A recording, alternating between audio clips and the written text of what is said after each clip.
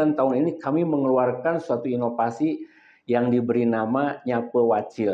Artinya, iya, di situ itu menyapa kita kepada kaum perempuan, wadon, dan kepada anak kecil gitu ya. Jadi mudah-mudahan dengan nanti Nyape Wacil bisa tersosialisasikan, masyarakat sudah lebih mudah untuk melaporkan apabila terjadi hal-hal yang menimpa anak-anak kita. Nah,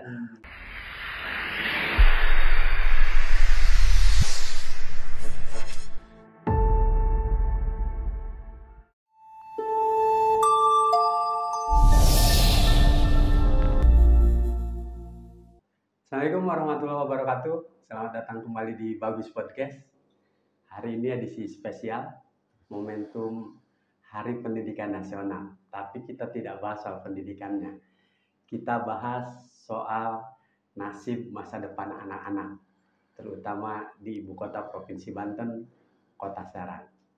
Hari ini kami sudah kehadiran tamu spesial nih, salah satu pejabat di Pemkot Serang. Sudah hadir di samping Saprol, Kepala Dinas DP3 KKB Kota Serang, Pak Anton. Kita sapa dulu. Assalamualaikum, Pak Anton. Waalaikumsalam warahmatullahi wabarakatuh. Selamat siang, rekan-rekan di Bagus Podcast, serta mungkin para teman-teman di luar. Luar biasa hari ini, Pak Anton selaku Kepala Dinas didampingi oleh jajarannya ada di belakang studio kita. Iya. Nanti kalau pemirsa di rumah ada teriakan hore, nah itu para pejabatnya DP3 KKB Kota Serang. Pak Anton, ini Saprol selalu ngobrol dengan teman-teman wartawan Kota Serang. Iya. Pergerakan informasi terutama terkait dengan perlindungan anak, perlindungan terhadap perempuan, terhadap keluarga berencana. Kami selalu ngobrol banyak hal seperti ini, Pak. Saprol dulu ke Kota Serang, kuliah di Untirta, masih sangat sepi, sekitar 2004, 2005 itu. Yeah. Tapi dalam 10 tahun terakhir luar biasa. Perumahan di mana-mana, kemudian mal di mana-mana. Meskipun jumlah penduduk Kota Serang masih di bawah 1 juta ya. Iya, masih. Tapi problematika kita ternyata ada kegelisahan ketika Kota Serang sudah memisahkan diri dari Kabupaten Serang, kasus-kasus yang melibatkan anak-anak kita masih memprihatinkan. Gimana sesungguhnya? Apa ini ada pengaruh dari perkembangan teknologi atau penambahan jumlah penduduk yang sangat pesat di Kota Serang? Oke, baik Kang Saprol. Sebelumnya saya mengucapkan terima kasih nih sama teman-teman Bagus Podcast. Kita sudah bisa hadir di sini. Ya. Setidaknya kita bisa menyampaikan lah apa yang menjadi harapan kita terhadap anak-anak kita gitu. Kebetulan saya didampingi sama teman-teman yang memang bergelut di bidang itu. Langsung di lapangan? Langsung di lapangan. Memang hadir di sini cuma bertiga, sebenarnya banyak gitu. Iya, menyikapi terkait dengan kasus kekerasan. Kita ini penanganan kita kekerasan kepada perempuan dan anak ya yang ditangani kita. Namun memang dari Januari sampai Maret tahun 2024 ini kita telah ada kasus sebanyak 24 kasus. Itu kasus yang proses hukum. Nah, di luar itu masih ada yang ditangani oleh teman-teman kita. Dan sebagian besar itu kasus-kasus tersebut memang itu tadi yang korbannya adalah anak-anak kita.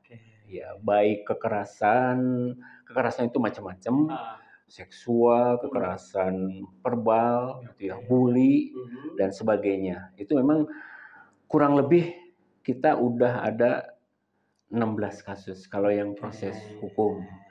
Nah, terkait dengan penyebabnya kami sedikit tahu setelah kami terjun bersama teman-teman gitu ya. Jadi dari sekian kasus itu penyebabnya ternyata sebagian besar melalui medsos. Medsosnya apa? Ini terutama Facebook. Iya.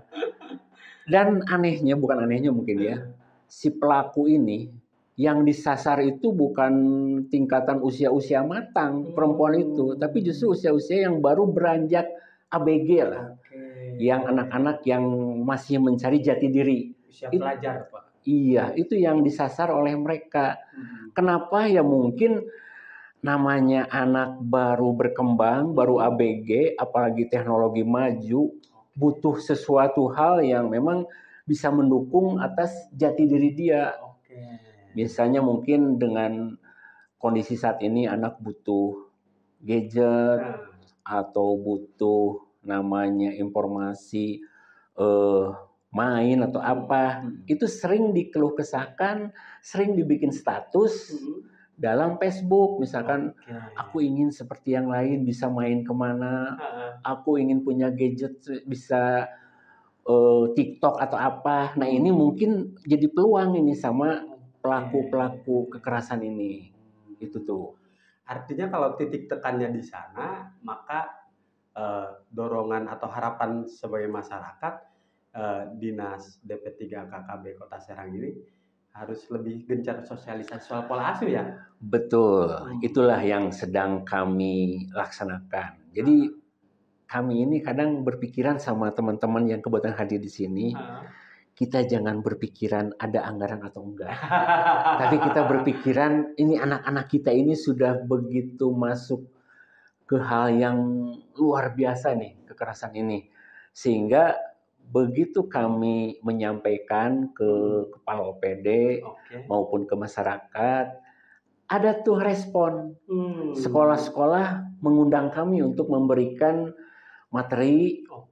Jadi, nah inilah teman-teman kita inilah yang kebetulan di sini hadir bertiga. Ini saat ini sedang berkeliling terus memenuhi undangan, bukan dalam hal memang program yang sudah jelas di APBD, kita tidak, karena memang kami tidak memiliki anggaran untuk itu.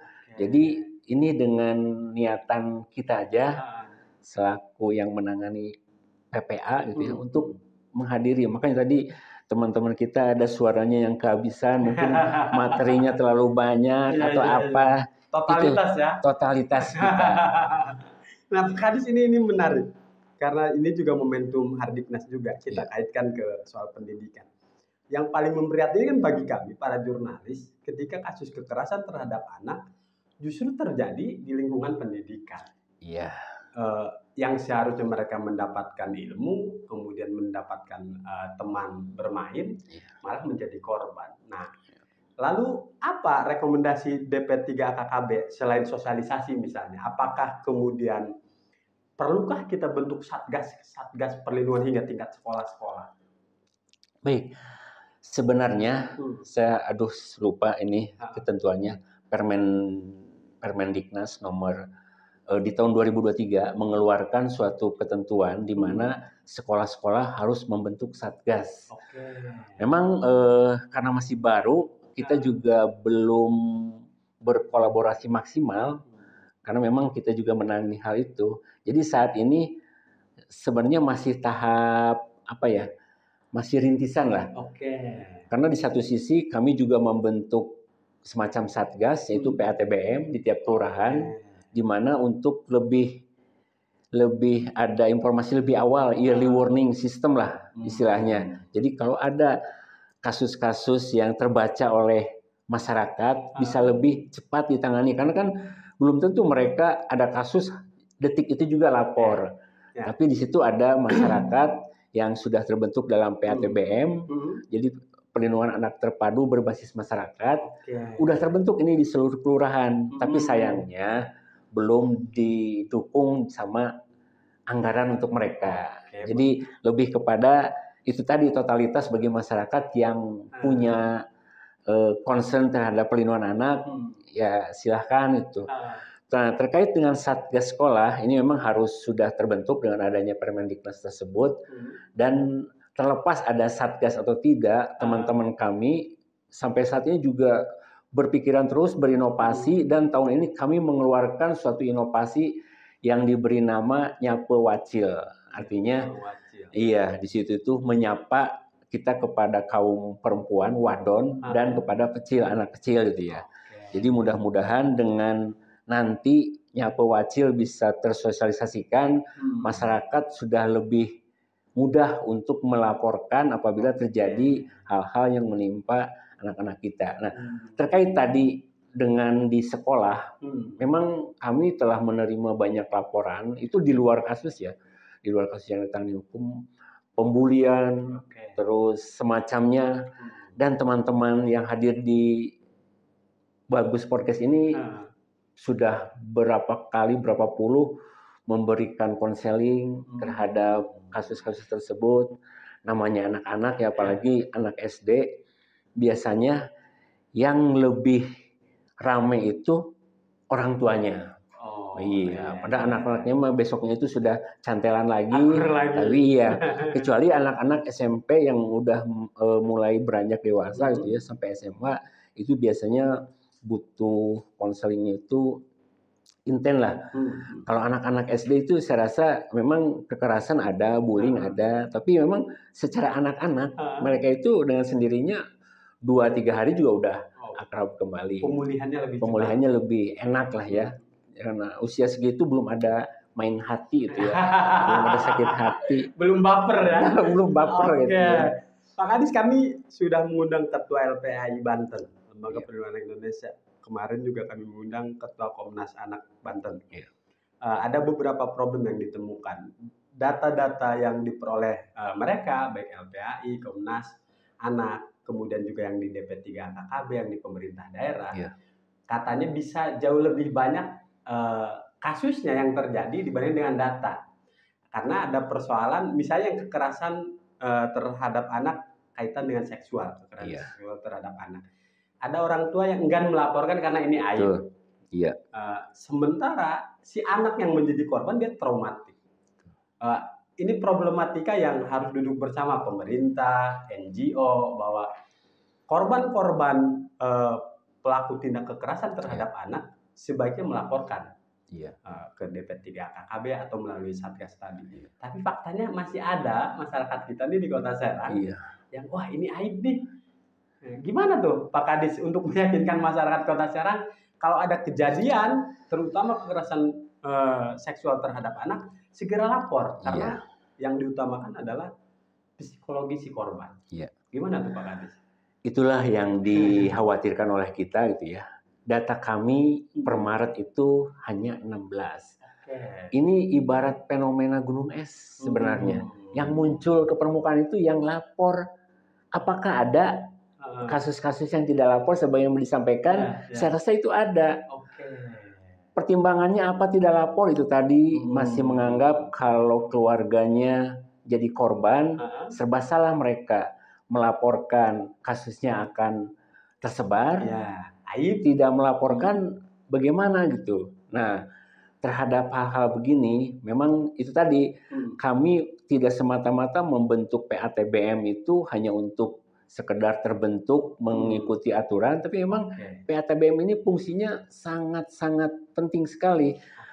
Jadi jangan sampai masyarakat yang karena takut atau merasa aib, tapi dengan adanya PATBM, PATBM itu beranggotakan ulama, terus aparat keamanan gitu ya, tokoh RT, RW.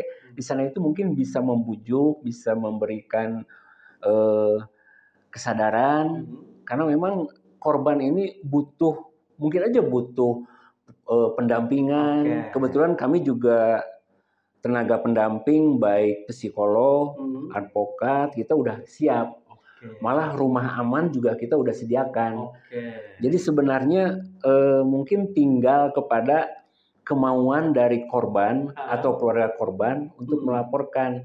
Karena selama pelaku ini tidak mendapatkan hukuman, ini khawatir malah korban-korban lain akan tambah banyak. Jadi yang diharapkan kita adalah ada keinginan dari masyarakat. Kalau mau senyap laporannya, kita udah menyediakan nomor kita, ataupun kalau ada melalui PATBM, melalui RT RW, nanti nyampainya masuknya ke kita dan kita akan jaga sekemampuan kita untuk menjaga supaya memang tidak tersebar. Kalaupun tersebar ya mungkin kalau udah jadi kasus ya otomatis itu melalui persidangan dan segala macam masyarakat akan tahu. Tapi minimal lah kita bisa memberitahu lebih awal bahwa keluarga atau korban ini butuh sekali tindak lanjut, baik itu pendampingan secara psikologi ataupun hal lainnya. Sapro senang mendengar pernyataan dari Pak Kadis. Artinya ada komitmen dari pemerintah. Setiap ada kasus kekerasan terhadap anak, apapun bentuknya, pemerintah hadir di sana. Iya. Dengan jaminan tadi, privasi keluarga dan korban tetap sebisa mungkin kita jaga. Gitu. Malah kita membuat laporan pun inisial. Kayak wartawan ya? Iya. Bang S misalkan. Iya. Jadi kalau ada penjahat kasus kami pakai inisial, Pak. Karena melindungi keluarganya. Iya. Pak Kadis, kita lebih serius. Kalau berbicara tadi, sampai Maret sudah ada sekitar 16-an kasus. Apakah kemudian temuan-temuan kasus itu akan berdampak pada predikat kota layak anak di Kota Serang? Ini kan butuh komitmen nih. Di satu sisi kita tidak ingin di Kota Serang atau di kabupaten kota yang lain di Banten kasus-kasusnya tiap tahun kalau bisa makin menurun, bahkan bisa zero misalnya. Tapi di sisi lain juga ada kebanggaan masyarakat ketika Pemkot Serang atau kabupaten kota yang lain juga dapat predikat kota layak anak. Meskipun kami berkali-kali diskusi dengan Kepala Dinas DP3 KKB Provinsi misalnya bahwa predikat kota layak anak itu tidak otomatis tidak terjadi kasus kekerasan terhadap anak. Kami mulai memahami itu para wartawan. Tapi paling tidak kan ini juga menjadi problem atau paling tidak menjadi beban bagi DP3 KKB ketika di satu sisi kasusnya tetap ada tiap tahun, di sisi lain juga dapat predikat layak anak. Terbebani nggak Pak Kadis? Terkait dengan kaitan korelasi antara kasus dengan kota layak anak, memang idealnya ya kita berpikiran judulnya aja kota layak anak, artinya kota yang ramah bagi anak itu baik dari lingkungan, pendidikan dan segalanya mendukung terhadap hak anak. Memang dari beberapa hak anak di sana, karena kategori kota layak anak itu kalau kita analogkan dengan contoh yang sekarang sedang dilaksanakan oleh BPK pemeriksaan, kita kadang mendapatkan opini WTP gitu ya. Beberapa daerah sekarang di Banten mungkin mudah-mudahan semuanya WTP artinya. Nah, WTP itu tidak juga mengartikan bahwa bebas di sana terjadinya pelanggaran atau kecurangan-kecurangan. Tapi bagaimana kita kaitan kepada kota layak anak, bahwa bagaimana kita memenuhi hak-hak anak yang nanti mungkin teman-teman bisa menyampaikan ada berapa hak anak itu.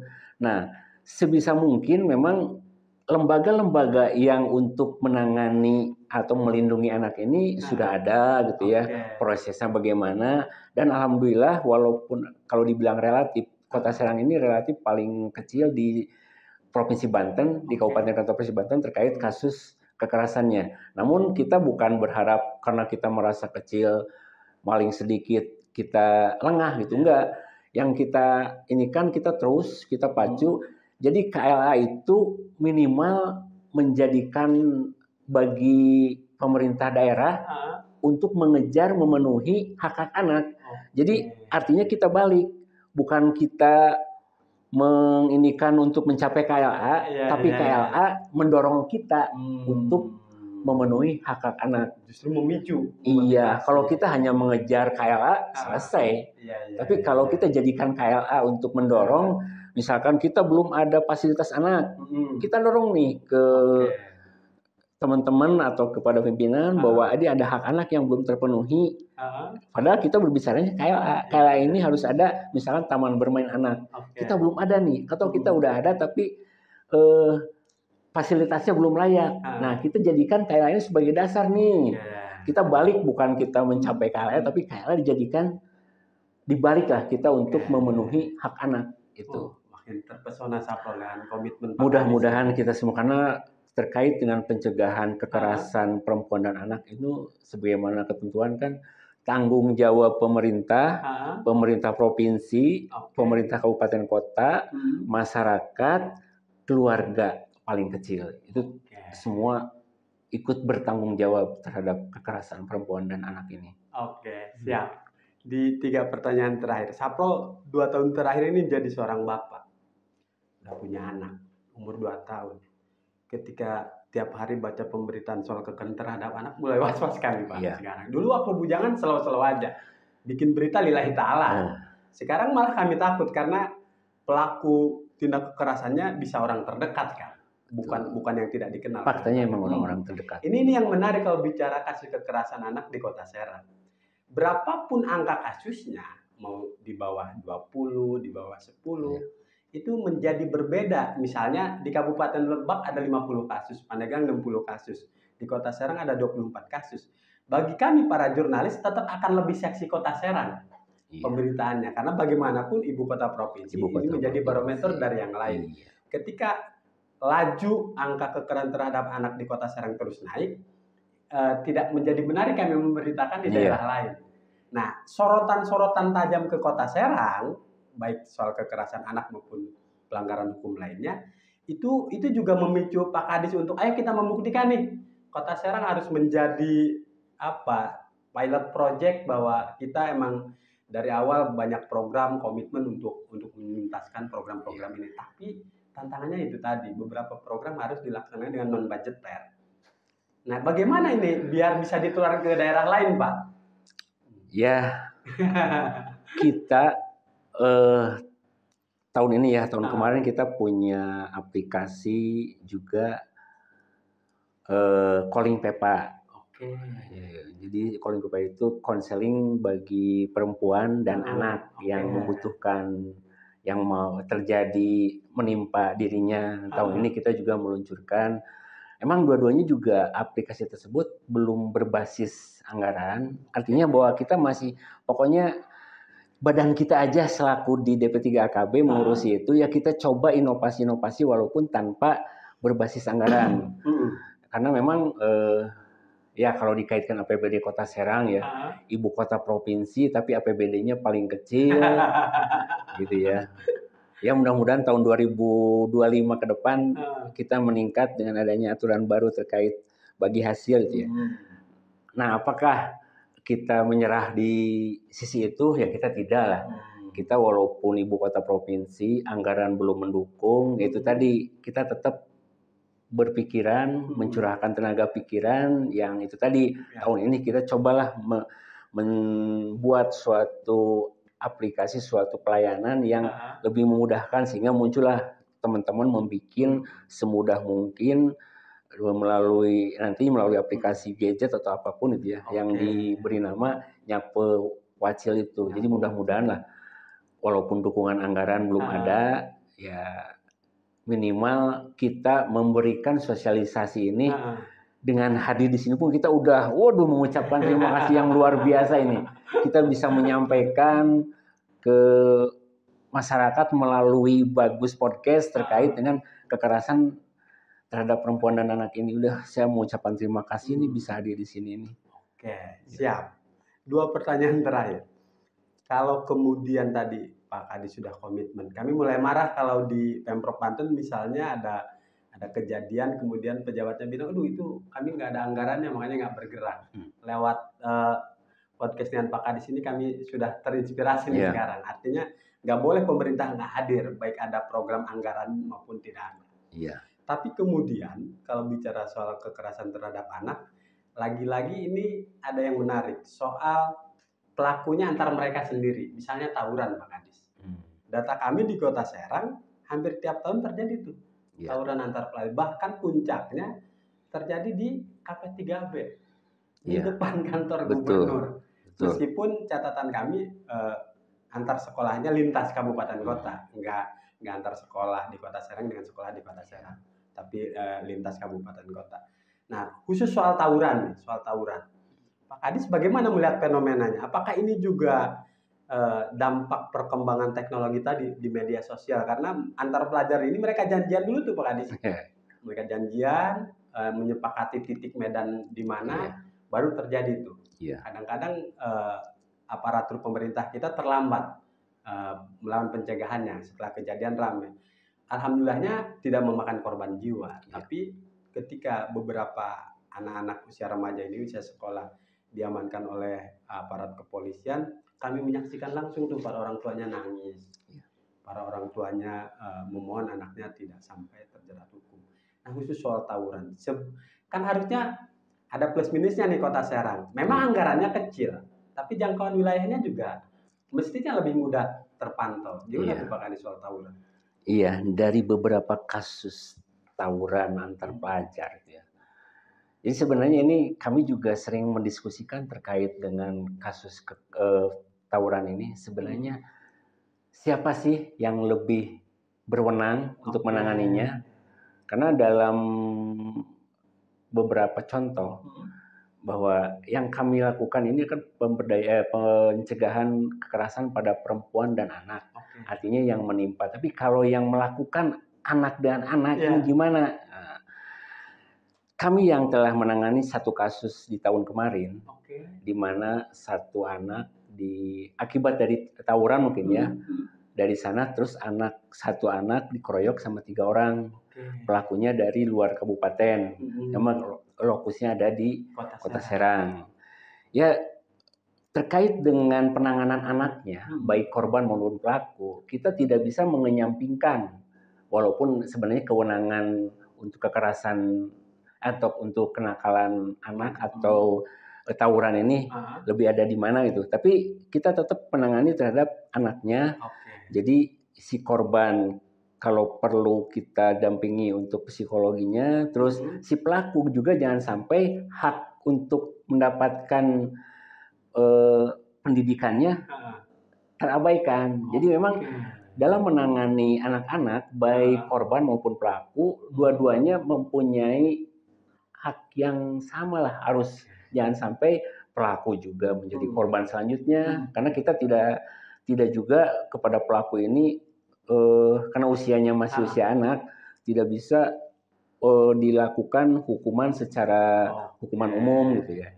Jadi terkait dengan kenakalan atau tawuran anak, ya mudah-mudahan dengan dibentuknya satgas-satgas berdasarkan Permendiknas tadi itu ya, mudah-mudahan lebih bisa dicegah. Karena kita juga selain menyampaikan materi pencegahan, kita juga kadang mengundang dari aparat hukum, dari kejaksaan dan kepolisian untuk mencegah dan juga Bapas gitu ya. Jangan sampai tawuran ini menular ke sekolah lain. Karena memang kalau zaman kita perasaan yang tawuran itu tingkatan SMA gitu ya. Dan SMA juga di-split kita kepada STM-nya gitu zaman kita gitu ya. Tapi zaman sekarang anak SMP juga sudah banyak gitu ya. Berimbang. SD juga sudah mulai nih, jangan sampai ini terus sampai ke SD, makanya kita mengundang kepolisian, mudah-mudahan dengan melihat seragamnya dan dampak dari apabila terjadi tawuran, hukumannya ini bisa membuat anak terjaga untuk melakukan kenakalan tawuran pelajar ini. Siap, dan pencegahannya penekanannya jangan hukum ya. Iya. Oke, ini pertanyaan pamungkas Pak Kadis. Ini yang selalu diberitakan tiap tahun oleh wartawan. Bicara Kota Serang, bicara anak-anak usia pelajar, banyak yang di pinggir jalan Pak Kadis.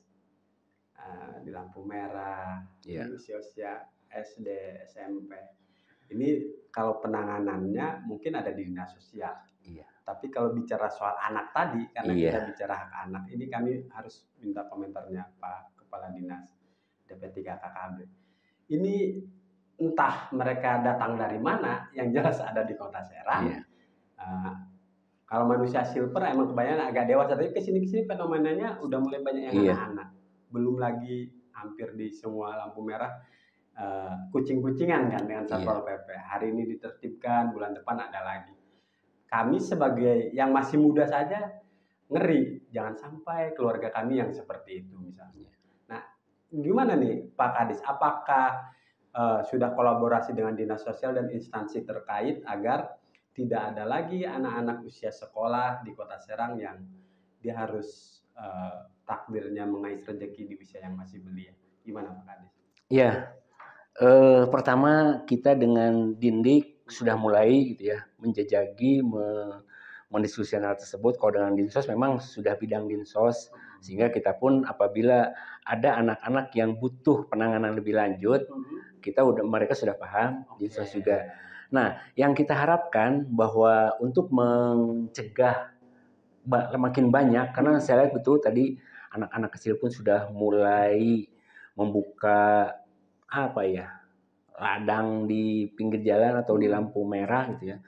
Kita juga berharap nih, karena yang mengenal mereka itu masyarakat di sekitarnya, sehingga apa tujuan kita membentuk PATBM tadi, artinya ini warga sekitar yang kelihatan oleh anggota PATBM kerjanya begitu, bisa memberikan juga masukan kepada keluarganya bahwa dampak itu terus dengan waktu habis di jalan, pendidikan anak jadi terlantar, ini dampak kedepannya bagaimana. Nah, kita harapkan PATBM ini ke depan gitu ya, karena saya rasa tahun ini juga mereka setengah-setengah mau bergeraknya itu tadi, karena belum terdukung anggaran. Nah, harapan kita memang kalau PATBM sudah berjalan, minimal kasus anak di pinggir jalan atau di tengah jalan, terus kasus-kasus yang pelakunya keluarga terdekat, itu minimal bisa segera diketahui oleh PATBM ini. Namun kita masih kapan itu bisa terwujud gitu ya, karena kita hanya baru mampu Pemkot membentuk PATBM-nya, belum bisa mengoperasionalkannya. Harapan kita itu tadi. Oke, ini paling terakhir, komitmen Pak Wali Kota atau sekarang PJ Wali Kota terkait konsen terhadap perlindungan anak seperti apa Pak Hadis? Kami kemarin pada saat sebelum Lebaran, masih bulan puasa, kita menyampaikan kasus ini, dan beliau juga memberikan semacam ini, bagaimana ini kasus begini-begini. Ya, kita secara laporan sudah, dan memang artinya dengan beliau menanyakan hal tersebut, beliau juga punya perhatian terhadap ini. Dan kemarin juga, Pak, kapan kita bisa ini, ya mungkin setelah Lebaran, artinya kan Lebaran udah lewat seminggu yang lalu atau 2 minggu yang lalu. Nah, mudah-mudahan ada suatu pertemuan, bentuknya apapun lah, kita ingin gitu terhadap anak-anak di Kota Serang, karena kita punya forum anak. Apa keluhan anak-anak itu kan melalui forum anak, mungkin bisa komunikasi nanti supaya lebih mendalami kasus atau kehidupan anak di Kota Serang. Mantap. Masih banyak Sabrong pengen bincang dengan Pak Kadis, tapi durasi kita terbatas Pak Kadis. Atau sengaja biar ada sesi kedua kita undang lagi. Siap. Terima kasih sudah menginspirasi. Sama-sama ini. Kita yang banyak terima kasih sudah diundang di Bagus Podcast. Baik, sahabat Bagus Podcast, itu tadi bincang kita dengan Kepala DP3 KKB Kota Serang. Harapan kita bersama bahwa Kota Serang dan kabupaten kota di Provinsi Banten yang lain, kita sama-sama punya tanggung jawab bagaimana memberikan perlindungan dan jaminan, karena mereka lah masa depan bangsa. Terima kasih. Kami akan undang lagi para tokoh, para pejabat yang menginspirasi masyarakat Banten. Terima kasih. Assalamualaikum warahmatullahi wabarakatuh.